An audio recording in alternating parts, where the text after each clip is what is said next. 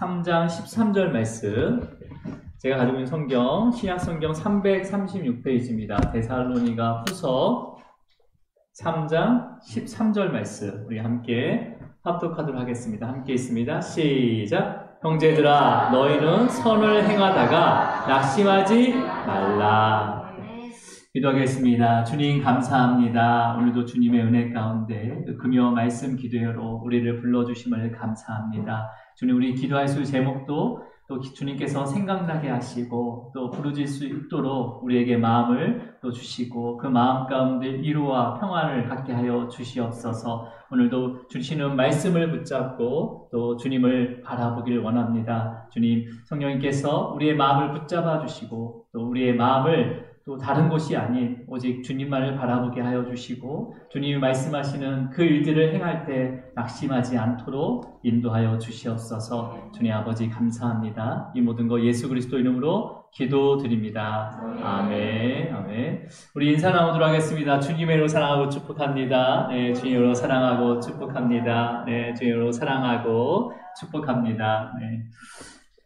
한 2주 동안 데살로니가 전서와 후서를 함께 우리가 새벽 말씀에 묵상했습니다. 그래서 오늘은 데살로니가 전 후서를 좀 정리하면서 또 마지막에 사도 바울이 이 데살로니가 교회에 어떤 권면을 하는지를 우리가 함께 살펴보고자 합니다.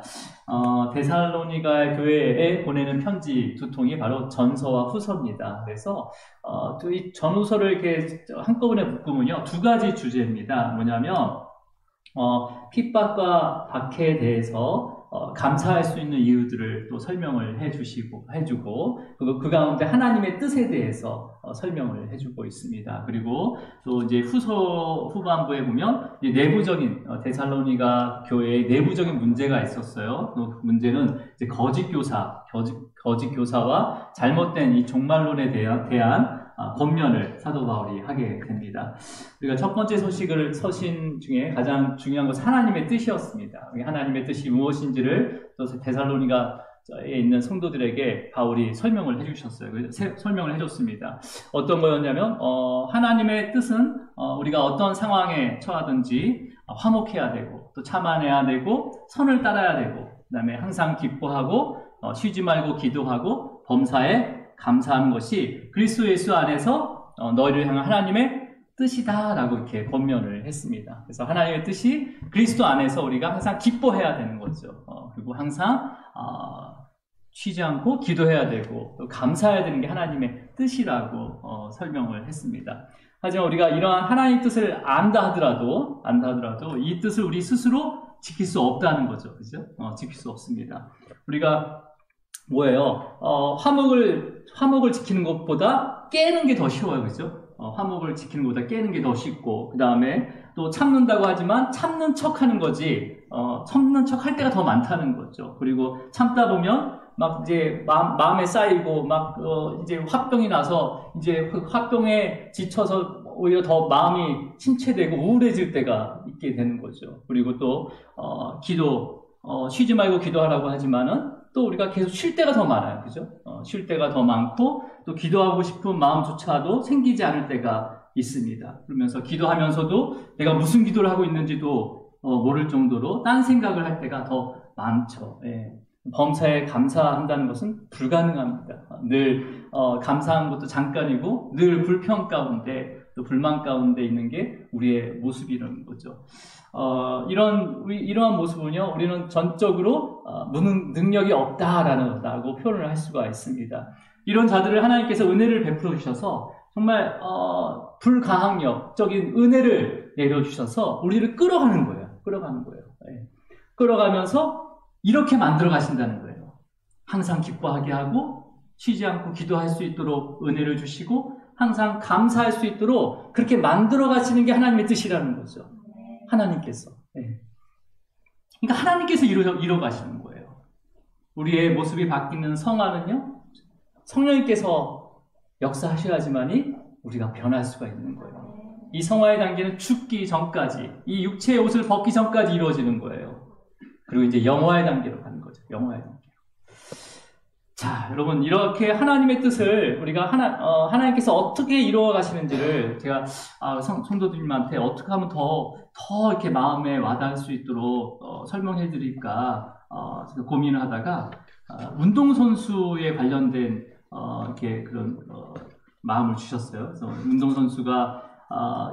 모든 운동선수, 운동을 좀 이렇게 하겠다고 시작하겠다는 그런 사람들이 꿈이 뭐예요? 보통 꿈이? 네. 돈을 많이 버는 거가 아니라, 물론 이제 프로축구팀에서 뭐 아무리 많은 고액 연봉을 받고 아니면 수많은 팬이 있더라도 인생에 한 번에 국가대표가 되는 거. 운동선수들의 소원은요, 꿈은 국가대표에 선발되는 것이 가장, 그 결과에 상관없이 내가 국가대표로서 부름을 받는 거, 그렇게 선발되는 게 가장 큰 영광이고 꿈입니다. 네, 맞죠? 네, 아니요. 그렇다고 해서 국가대표가 선발됐다고 해서 국가대표한테 급여가 따로 책정된 게 아니에요. 그냥 약간의 훈련비 정도 하고 훈련을 할 수 있는 장소, 뭐 태는 선수촌이라든지 무슨 뭐 빙상 경기장이라는 뭐 그런 훈련 장소. 그 다음에 훌륭한 코치를 또 붙여주기도 하고, 그 다음에 또 입을 거, 추리닝 맨날 주잖아요, 그죠? 입을 거, 그 다음에 맨날 뷔페식으로 먹을 것도 주고, 그 다음에 잘 곳도 제공해 줄 정도예요. 그럼에도 불구하고요, 이 선수들은요, 온 몸과 온 정신을 다해서 훈련을 하죠. 매일매일. 그 경기를 대비하면서 매일매일 훈련을 하는 거예요. 여러분, 그렇다고 그들이 코치의 눈치를 보지 않습니다. 국가대표들은요. 더 코치가 뭘 얘기하면 그걸 아주 유심히 들으려고 해요. 왜? 내가 국가대표로서의 또 그 책임을, 그 명예를 내가 드러내야 되는 거니까. 예. 그래서 계속 오직 훈련에만 집중하는 거죠. 그러면서 그런 훈련들이 너무 힘들다고, 이런 훈련이 다 있냐라고 불평하지도 않아요.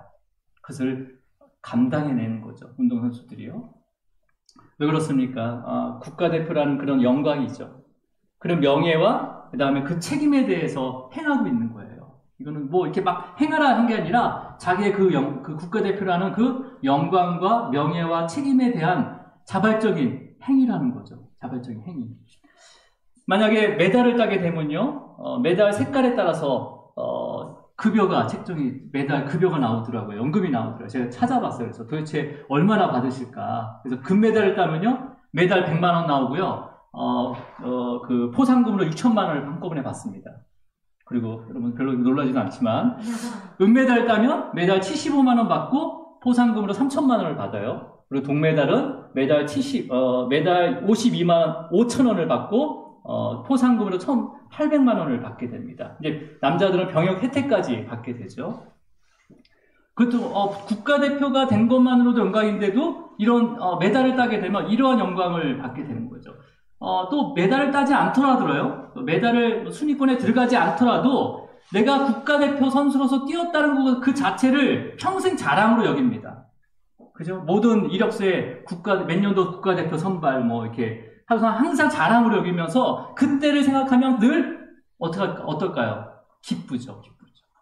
내가 그때 국가대표를 얼마나 열심히 했는데 하면서 마음에 그때 생각하면 기뻐지는 거죠.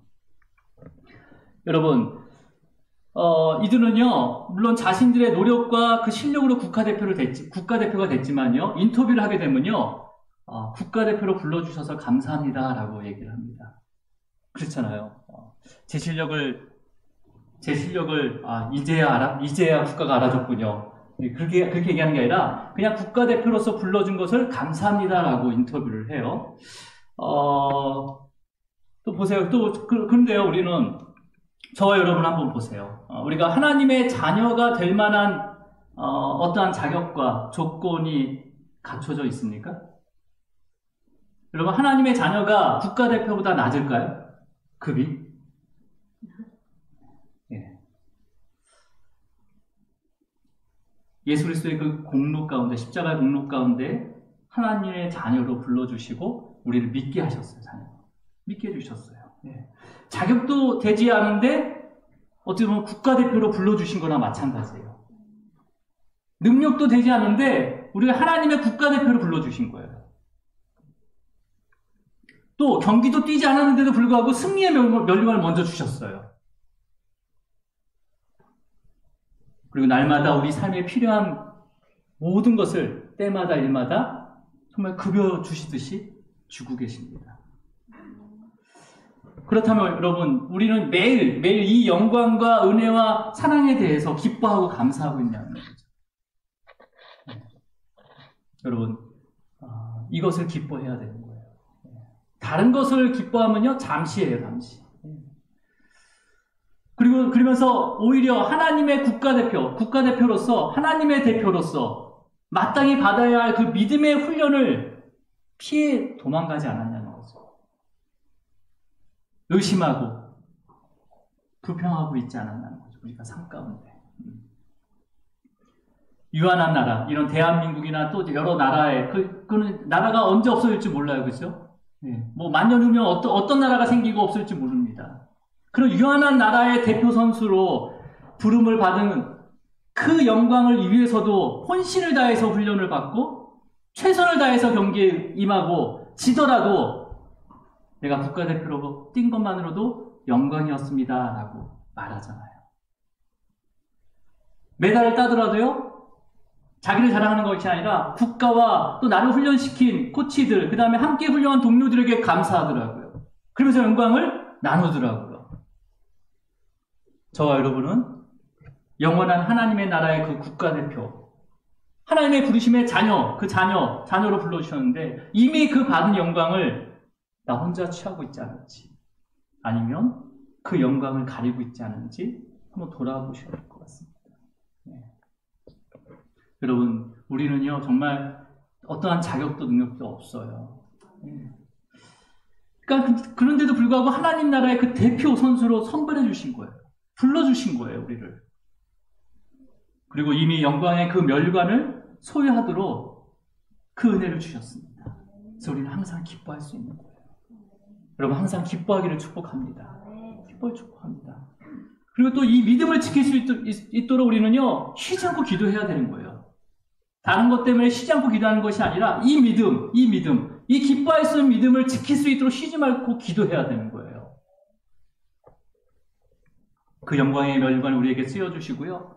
우리에게 주신 그 작은 믿음의 행위까지도요, 주님께서는 자랑으로 여기고 계시더라고요. 오히려 자랑하고 계시더라고요. 그것을 감사해야 되는 거죠. 여러분, 이렇게 하나님의 합당한 자녀의 모습으로 변화시키는 것이 바로 하나님의 뜻이에요. 하나님의 뜻이에요. 우리 오늘 데살로니가 후서 1장 4절 말씀 한번 읽어볼게요. 시작. 그러므로 너희가 견디고 있는 모든 박해와 환난 중에서 너희 인내와 믿음으로 말미암아 하나님의 여러 교회에서 우리가 친히 자랑한다. 여러분, 모든 박해와 환난 중에서 견딜 수 있는 힘은 뭐예요? 그래서 믿음으로 말미암아. 믿음으로 말미암아. 하나님의 자녀로서 우리를 택하시고 우리를 구원을 이루어가고 있다는 그 믿음이 가장 큰 힘이라는 거예요, 우리에게. 큰 힘이라는 거예요. 이 믿음을 우리가 가진 게 아니라 이 믿음도 선물로 주신 거예요. 선물로 믿게 하신 거죠. 우리를 믿게 하셨는데도 그 믿음의 모습을 주님께서는요, 자랑으로 여기신다는 거예요. 자랑으로 여기신다. 자, 우리 5절을 한번 읽어볼게요. 5절 시작. 이는 하나님의 공의로운 심판의 표요 너희로 하여금 하나님의 나라에 합당한 자로 여김을 받게 하려 함이니 그 나라를 위하여 너희가 또한 고난을 받느니라.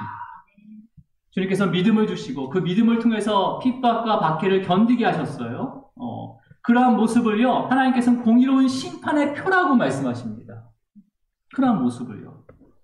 그래서 그것으로 인해서 합당한 자로 여기게 하신다라는 거예요. 하나님의 나라가 임했을 때. 여러분, 국가대표들을 쭉 보면요, 또 국가대표 선수답지 않게 행동하는 대표들이 가끔 있어요. 그죠? 네, 갑자기 훈련이 너무 힘들다고 태능 선수촌을 막 이탈하거나 아니면 코치가 너무 심하게 훈련시킨다고 해서 반항하고 그 다음에 뭐 코치를 막 때리는 선수도 있어요. 그죠? 네, 간혹 있습니다. 그리고 이들은요, 국가대표에서 탈락이 되더라고요. 대부분. 탈락이 돼요. 근데 이 중에 다수가 국가대표에 대한 명예와 그런 영광을 바라보지 못한 선수들인 거죠. 이미 그 영광 가운데 있는데 그 영광을 바라보지 못하는 선수들이 그런 걸로 인해서 이렇게 낙오가 되는 거잖아요. 낙오가 되는 거잖아요.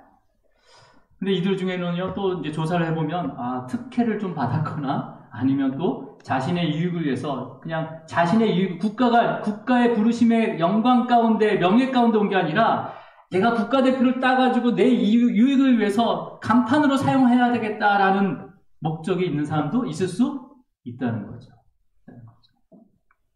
여러분, 세상의 관점에서요, 우리에게 주는 핍박과 고난, 세상의 관점에서는 핍박과 고난이 될 수 있어요. 될 수 있지만 하나님 나라의 국가대표들은 이 핍박과 고난을요, 기쁨과 영광으로 감당하는 믿음의 훈련으로 가야 되는 거예요. 믿음의 훈련으로. 똑같이 핍박과 고난이 옵니다. 신자나 믿는 자나 믿지 않는 자 똑같이 와요. 근데 우리는 하나님의 부르심에 합당한 자로서 세워지기 위해서는요, 이 믿음의 훈련을 감당해야 되는 거죠. 감당해야 돼요. 근데 그 감당할 수 있는 믿음도 주신다는 거예요. 그것을 위해서 우리는 항상 쉬지 말고 기도해야 되는 거죠. 기도해야 되는 거죠. 그리고 이러한 훈련, 이러한 이 믿음의 훈련은 참된 신자와 거짓 신자를 구분하게 된다는 거예요. 뭘 준다는 거예요? 하나님의 공의로운 심판의 표를 준다는 거예요. 표를 준다는 거예요. 이 표는요, 누구나 인정할 수밖에 없는 증거입니다. 하나님의 진노의 심판 가운데 섰을 때 믿지 않는 자도 이 하나님의 공의로운 심판의 표를 보게 되면요, 마땅해. 그래서 인정한다는 거예요. 심판대 앞에 갑니다. 여러분, 이 표를 사도 바울은 뭐라고 하냐면 흔적이라고 얘기합니다. 그리스도의 흔적. 그 다음에 거룩한 옷이라고 얘기해요. 여러분, 거룩한 옷을 입기를 바라십니까? 네. 이런 흔적이 있어야 되는 거예요. 믿음으로 우리가 이걸 취하는 거예요. 믿음을 취하는 거예요. 이 표가 없으면 어떻게 합니까? 진노의 심판. 누구나 진노의 심판 가운데 거할 수밖에 없습니다. 자, 우리 11절 한번 읽어볼게요. 11절입니다. 11절. 시작. 이러므로 우리도 항상 너희를 위하여 기도함은 우리 하나님이 너희를 그 부르심에 합당한 자로 여기시고 모든 선을 기뻐함과 믿음의 역사를 능력으로 이루게 하시고. 지금 우리는 사도 바울과 그 일행들이죠. 항상 그 데살로니가 교회를 위해서 기도한대요. 뭘 놓고 기도하냐면 마지막 절에 능력으로 이루게 하시기로. 그 능력 가운데 이룰 수 있도록. 누구의 능력이에요? 이건 하나님의 능력으로 이룰 수 있도록. 어떤 걸 이루게 하시는 거예요? 하나님이 너희를 그 부르심에 합당한 자로 여기시고 모든 선을 기뻐함과 믿음의 역사를 이룰 수 있도록 능력으로 이룰 수 있도록 기도한다는 거예요. 여러분, 이게 뭐예요? 성도들의 교제 가운데 이러한 기도가 쉬지 않기를 축복합니다. 여러분, 그러니까 성령께서 능력을 주셔서 하나님의 뜻을 이루어가시는 그 능력을, 하나님께서 이루어가시는 그 능력을 믿음의 눈으로 보는 거예요, 우리가. 함께 보는 거예요, 함께 믿음의 눈으로 볼 수 있도록 우리가 함께 기도하고, 위로하고, 그 다음에 그 믿음의 훈련을 함께 받는 거예요, 함께 받는 거예요. 여러분, 하나님께서는요, 물론 우리와 늘 함께 보이지 않게 함께 계시지만은요, 또 동역자를 붙여주세요. 동역자를. 믿음의 동역자를 붙여주십니다. 그래서 함께 가게 하세요. 여러분, 주위에 있는 분이, 아니면 나를 정말 힘들게 하는 사람이 동역자가 될 수 있다는 거예요. 하나님께서 그렇게 만들어 가세요. 예. 자, 우리 12절을 읽습니다. 시작. 주 예수 그리스도의 은혜대로 우리 주 예수의 이름이 너희 가운데 영광을 받으시고 너희도 그 안에서 영광을 받게 하려 함이라. 여러분, 국가대표는 승리하든 승리하지 않든 자신에게 영광이잖아요. 그죠? 근데요, 열심히 그 최선을 다한 그 국가대표는요, 나라의 영광이기도 합니다. 나라의 영광이기도 해요. 비록 메달은 따지 못했지만 정말 마지막까지 완주하는, 꼴등으로 완주하지만 마지막까지 완주하는, 부상에서도 그 게임에 완주하는 그 모습은 나라의 자랑이에요. 나라의 자랑이잖아요. 여러분, 우리는 주님과의 우리의 주님을 향한 그 영광을 우리는 바라봐야 되는 거예요. 바라봐야 됩니다. 또 우리의 모습을 주님께서 영광으로 취하십니다. 취하세요. 그러면서 바울은요, 두 번째 권면, 데살로니가 교회의 두 번째 권면한 게 무엇이냐면, 주님의 그 재림에 대해서 잘못 가르치고 있었어요. 잘못 가르치고 있었어요. 자, 우리 2장 2절을 읽어볼게요. 2장 2절. 시작. 편지로나 주의 날이 이르렀다 해서 쉽게 마음이 흔들리거나 두려워하거나 하지 말아야 하는 것이라. 여기 주의 날이 이르렀다라는 것은 종말을 의미합니다. 마지막 날을 의미하는 거죠. 네. 지금도 이제 종말론에 대해서 잘못 해석해서 이단이 만들어지기도 하고 또 이단에 빠지는 자들도 있습니다. 그리고 아예 다른 가르침을 통해서 오류로 인해서 사이비가 생기기도 해요. 여러분, 이런 이단과 사이비는요, 각 시대마다 또 그 시대의 옷을 입고 신자들을 잘못된 믿음으로 이렇게 이끌어가고 있어요. 이끌어가고 있습니다. 그러면서 자기를 높이고 그 다음에 자기 자신을 하나님이라고 주장하기도 합니다. 그러면서 성도들을 두렵게 만들어요. 성도들을 두렵게 만들고 그 다음에 진리의 길에서 실족하게 만들어 버립니다. 근데요, 참 신자에게는요, 이 종말의 날, 이 말세는요, 바로 혼인잔치의 날입니다. 혼인잔치의 날이에요. 네. 하나님의 공의로운 심판의 표를 가지고 있는 자는요, 그 흔적을 가지고 있는 자, 그 거룩한 옷을 입는 자, 영원한 안식으로 그 걸어가는 그 길에요, 예수님과 천사들이 그 불꽃과 함께 나타나셔서요, 예수님의 거룩한 신부로서 우리를 맞이하십니다. 우리를 맞이하세요. 여러분, 그러니까 종말의 그 말세의 날을 두렵게 만드는 것은요, 사탄의 전략이에요. 사탄의 전략이에요. 그러면서 아무 일도 못하게 만들어요. 아무 일도. 지금도 종말의 날이 멀지 않았다고 막 일하면 안 된다고 막 하면서 막 주변 사람들에게 두려움을 주고자 하는 사람들이 있어요. 많이 있습니다. 이런 자들에게 바울이 권면을 어떻게 하는지 우리 3장 6절 말씀을 한번 읽어보도록 하겠습니다. 3장 6절입니다. 시작. 형제들아, 우리 주 예수 그리스도의 이름으로 너희를 명하노니 게으르게 행하고 우리에게 받은 전통대로 행하지 아니하는 모든 형제에게 떠나라. 게으르게 행한다는 것은요, 종말이 왔다고 해서 자신의 그 현실적인 의무와 책임을 다하지 않고 게으르게 살아가는 자들을 나타내고 있습니다. 상징하고 있어요. 지금도 가정을 막 내팽개치는 자들이 있잖아요. 내팽개치거나 아니면 가출해서 집단 생활하면서 종말을 기다리는, 이거는 이단이 아니라 사이비예요. 그럼 사이비. 사이비가 있습니다. 성경에는 종말의 삶에 대해서 그렇게 가르치지 않아요. 자, 먼저 사도 바울은요, 지금 6절에서 뭐라고 얘기했습니까? 우리에게서 받은 전통대로 행하지 아니하는 이라고 되어 있어요. 전통대로 행하지 않는, 우리에게 받은 전통대로 행하지 아니하고 있다라고 얘기하고 있습니다. 여러분, 이 전통은요, 유대인의 의식법이나 아니면 그런 전통을 이야기하는 것이 아니라 원어적인 의미는 어떤 거냐면 말이나 그 글로 되어져서 넘겨받는 거, 넘겨주는 거라는 의미를 가지고 있어요. 그러니까 어떤 거예요? 사도들의 가르침을 얘기하는 거예요. 그 당시에는 지금 정경화되지 않았기 때문에 편지나 그런 어떤 복음서를 통해서 계속 전해지고 있었거든요. 그래서 이 전해진 거, 이 가르침, 바로 이 복음서와 바울의 서신서가 되겠죠. 서신서. 13편의 서신서가 되겠습니다. 그래서 이 서신서에 대해서 너희들이 뭐라고 돼 있어요? 행하지 않는다라고 돼 있어요. 여기 주제는 뭐예요?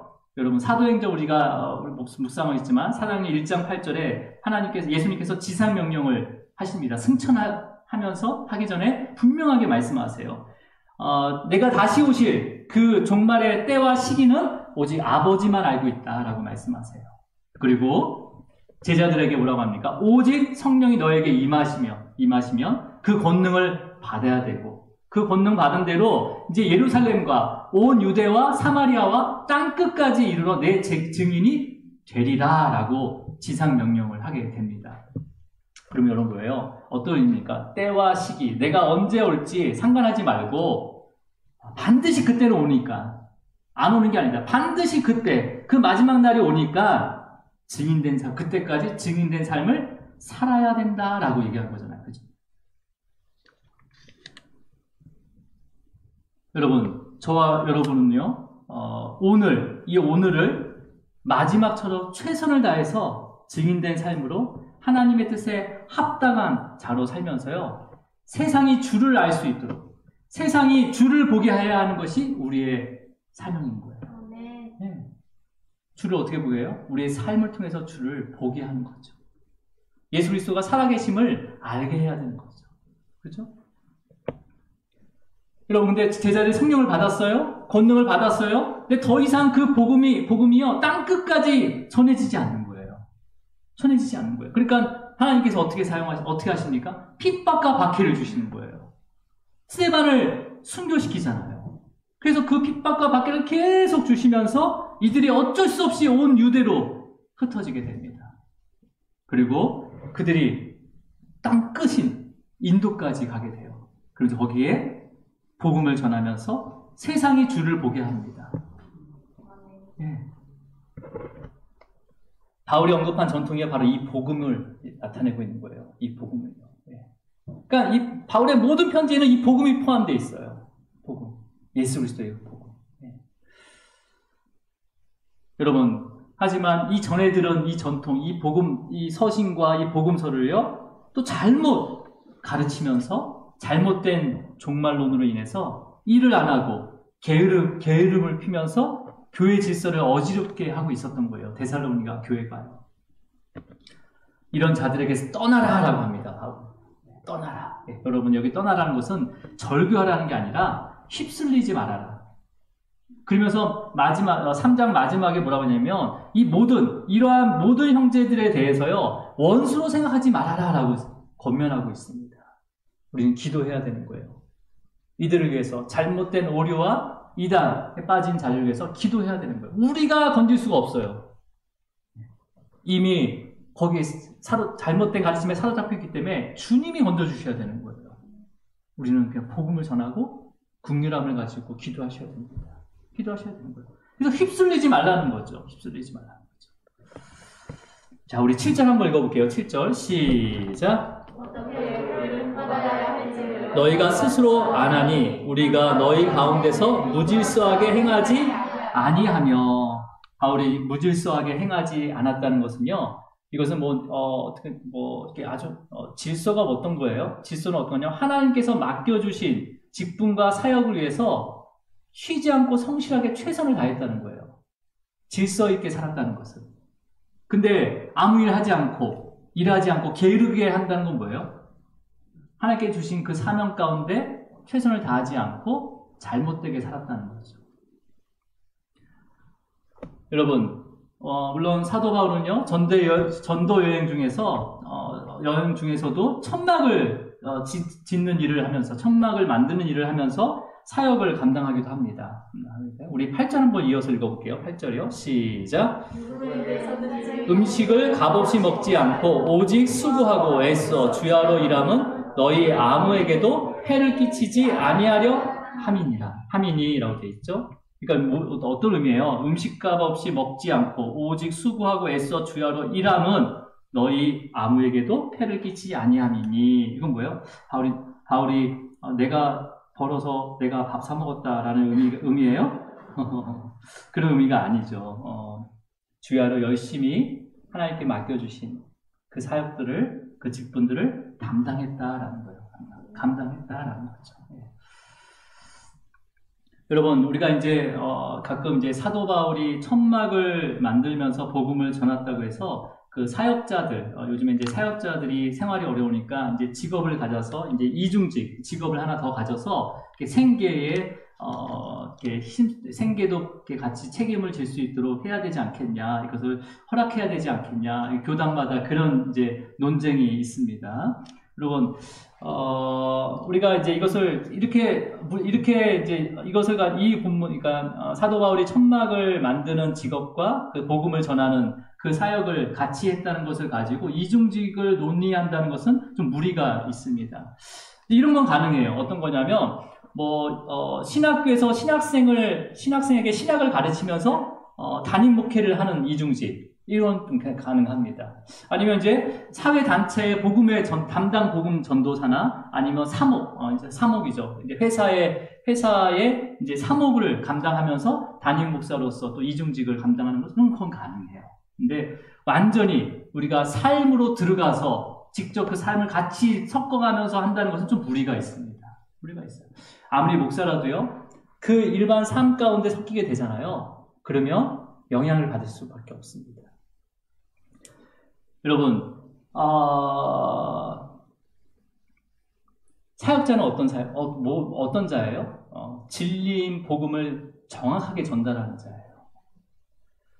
그러면 그 정확하게 전달하기 위해서요, 주야로 힘쓰면서 말씀을 연구하고, 그 다음에 가르치고 전해야 되는 거죠.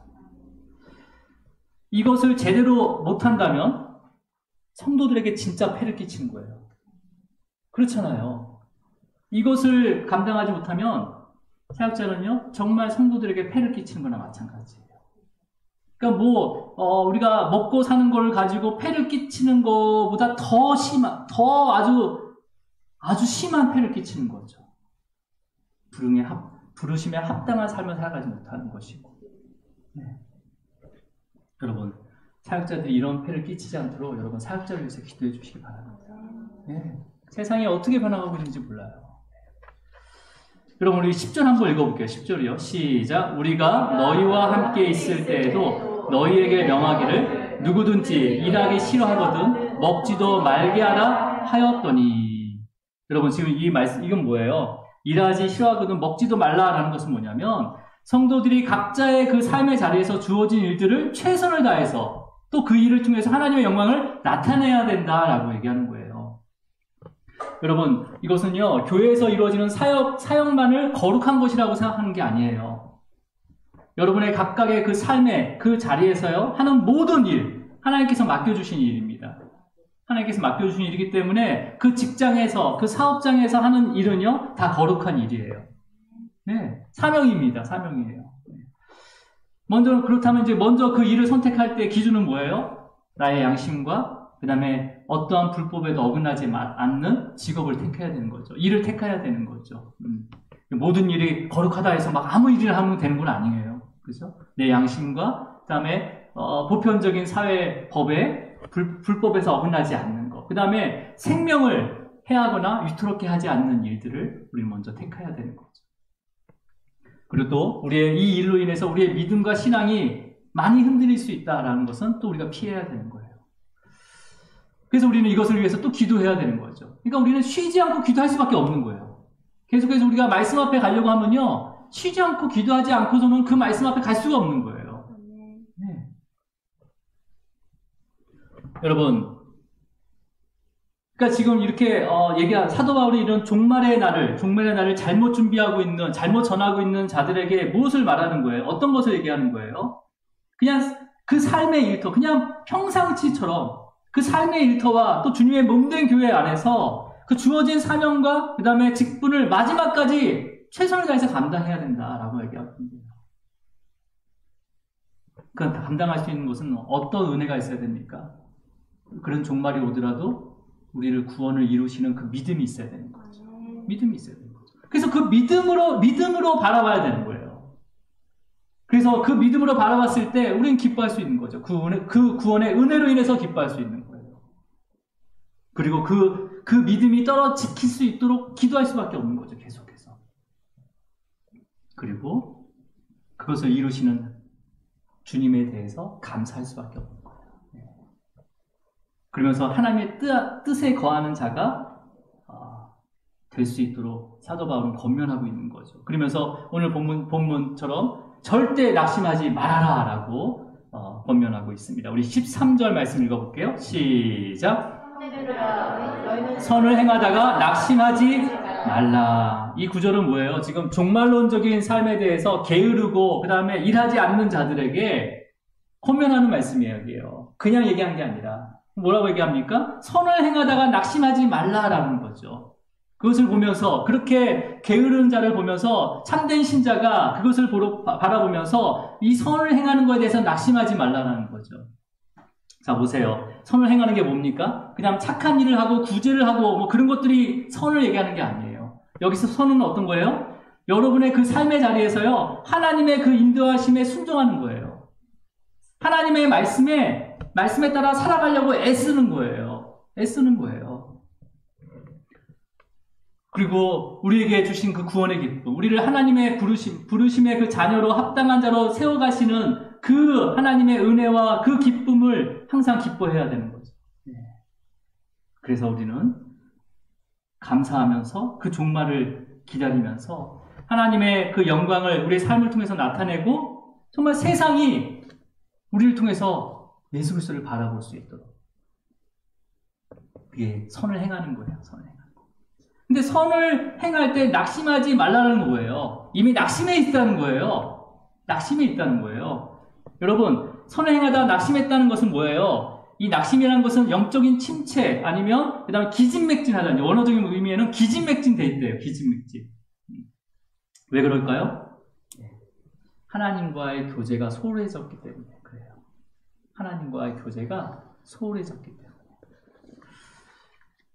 여러분, 교회에서 직분을 받아서 헌신하고 봉사하는 것뿐만 아니라 또 우리가 세상에서 각자가 감당해야 할 모든 일들이 있잖아요. 일들이 있어요.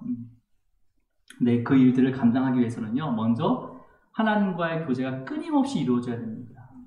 끊임없이 이루어지고 그 다음에 그 하나님의 구원의 은혜와 그 성령의 능력을 받아야지만요, 낙심하지 않을 수 있는 거예요. 네.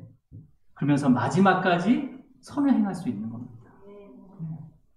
내가 낙심하지 않을게 해서 낙심하지 않게 되는 게 아니라는 거예요. 그 마음까지 이미 낙심해져 있다는 거예요. 뭐예요? 그러면 먼저 하나님과의 친밀한 교제. 그 교제가 혹시 소홀하지 않았나 점검해야 되는 거죠. 사도 바울은 이걸 얘기하는 거예요. 종말이 온다고 두려워하고 낙심해 있다. 그럼 먼저 하나님과의 관계가 어떻게 되는지 확인하라는 거예요. 일손을 놓고 어디 들어가서 집단 행동을 하는 게 아니라 먼저 하나님과의 관계가 어떻게 돼 있는지 점검하라는 거죠. 여러분, 우리 새벽에도 말씀을 드렸지만 네덜란드 철학자 스피노자가요, 뭐라고 얘기했습니까? 뭐라고 얘기했냐면, 내일 지구의 멸망이 온다 하더라도 나는 오늘 한 그루의 사과나무를 심겠다라고 했어요. 이게 되게 유명한 말이잖아요, 그죠? 그래서 막 사과나무를 대구에 많이 심은 이유가 혹시 그런 게 아니에요. 근데 여러분, 이 스피노자가 한 이 말은요, 자기의 말이 아니에요. 150년 전에 마틴 루터가 일기장에 적었던 글입니다. 물론 이거 어떤 의미로 적었는지 모르겠지만요. 그리고 루터의 비석에도 똑같은 말이 기록이 돼 있어요. 그러니까 루터는 1483년생이고요. 스피노자는 1632년생이에요. 한 150년의 차이가 나거든요. 그렇다면 루터가 이 글을 기록한 이유가 뭘까요? 루터도 종말에 대한 두려움이 있었거든요. 어떻게 준비해야 되는지 그 진리의 말씀을 통해서 묵상하면서 일기에 적기 시작한 거예요. 내일 지구가 멸망이 온다 하더라도 나는 오늘 사과나무 한 그루를 심겠다. 이건 뭘 의미하는 거예요? 그때 하나님의 그 종말의 때가 그 때와 시기를 알 수는 없지만 반드시 오실 그 신랑 되신 예수 그리스도 그 예수 그리스도의 곁에 거룩한 신부로 설 때까지 그 종말의 혼인잔치를 바라보면서 하나님과 교제하면서 오늘을 최선을 다해서 살기를 바라면서 기도했던 거죠. 그러면서 그 일기에 적는 거예요. 고백. 여러분, 사역자들은 오늘 이 말씀이 마지막 설교처럼 준비해야 되는 거죠. 그리고 맡은 사역과 그 직분을 최선을 다할 수 있도록 주님과 더 연합하고요. 그 다음에 구원의 그 기쁨, 처음 만난 그 기쁨을 늘 기뻐하면서 기도하면서 그 종말을 기다리면서 모든 성도들이요, 신랑 대신 예수 그리스도를 바라볼 수 있도록 힘써 선을 행해야 되는 거예요. 그리고 성도님들은 어떻게 돼요? 성도님들도요, 오늘이 마지막처럼 나의 가족과 이웃들을 주님의 사랑으로 더욱 사랑하셔야 됩니다. 그토록 사랑하셔야 됩니다. 반드시 구원해 주신다는 그 믿음으로 낙심하지 않고 주님의 몸된 교회와 함께 어떻게 해야 돼요? 기도하면서 감사하면서 선을 행하셔야 됩니다. 선을 행하셔야 됩니다. 네. 여러분, 여러분이 매일매일 주님의 거룩한 신부로서 또 주님의 곁에 서게 될 그 기쁨의 종말을 바라보기를 주님으로 축원합니다. 기도하시겠습니다. 주님 아버지 감사합니다. 데살로니가 지역에 복음이 짧게 전해졌는데도 불구하고 성령님께서 그곳에 주님의 몸된 교회를 세워주시고 또 많은 그 성도들의 삶을 통해서 또 그 믿음의 그 지역의 믿음의 본이 되어지게 하시고 그것을 자랑으로 또 사도 바울이 그 전도하는 곳마다 그것을 자랑하고 다녔습니다. 하지만 그곳에 거짓 가르침과 잘못된 또 그 종말론으로 인해서 일을 하지 않고 또한 자기의 현실과 그 다음에 그 하나님의 뜻에서 어긋난 삶을 살아가는 성도들이 또 있었습니다. 주님, 사도 바울은 또한 그들을 위해서 이렇게 권면합니다. 선을 행할 때 낙심하지 말아라. 그 선이 무엇입니까? 우리가 구원을 하나님의 말씀에 순종하고 하나님의 인도하심에 우리가 따라가면서 그 구원의 기쁨에 항상 기뻐하고 그 구원의 기쁨을 믿음으로 지킬 수 있도록 늘 그 믿음을 위해서 기도하면서 그 모든 것을 우리에게 허락하신 그 모든 것을 감사하는 그 삶의 모습이 바로 하나님의 뜻이라는 것을 또 가르쳐 주었습니다. 주님, 우리가 하나님의 뜻에 거한 자인지 아니면 우리가 하나님의 나라의 국가대표처럼 아니면 하나님의 예수님의 거룩한 신부로서 그 영광을 이미 우리에게 주셨는데도 불구하고 거기에 합당한 삶을 살아가고 있는지 돌아보게 하시고 그 합당에 맞도록 주님께서 그 믿음의 훈련을 허락하시는데도 불구하고 그것을 우리가 피하려고 하고 또 감당하지 않으려고 하고 불평했던 우리의 모습을 보게 하심을 감사합니다. 우리 성도님들, 주님이 다시 올 그날이 언제, 그때와 시기가 언제인지는 모르지만 그 마지막 날까지 거룩한 신부로서 우리에게 맡겨주신 직분과 그 사명들을 최선을 다해서 성실하게 믿음으로 감당할 수 있도록 인도하여 주시옵소서. 그리고 그 종말의 그 시간을 우리가 바라보면서 기쁨으로 오늘을 살아갈 수 있도록 인도하여 주시옵소서. 주님, 어서 오시옵소서. 주님, 마라나타, 아버지, 그 고백이 우리의 삶 가운데 매일매일 고백될 수 있도록 이 종말을 바라보는 그 삶은요, 너무나 귀한 삶입니다. 주님, 이 땅을 떠날 때 주님의 거룩한 신부로서 주님과 그 천사가 불꽃 가운데 우리를 또 영접하러 온다고 말씀해 주셨습니다. 주님, 그것을 바라보게 하여 주시옵소서. 그 영광을 바라보며 오늘을 떠나보자 주님과 함께 낙심하지 않고 선을 행할 수 있도록 축복하여 주시옵소서. 주님 감사합니다. 이 모든 거 예수 그리스도 이름으로 기도드립니다. 아멘.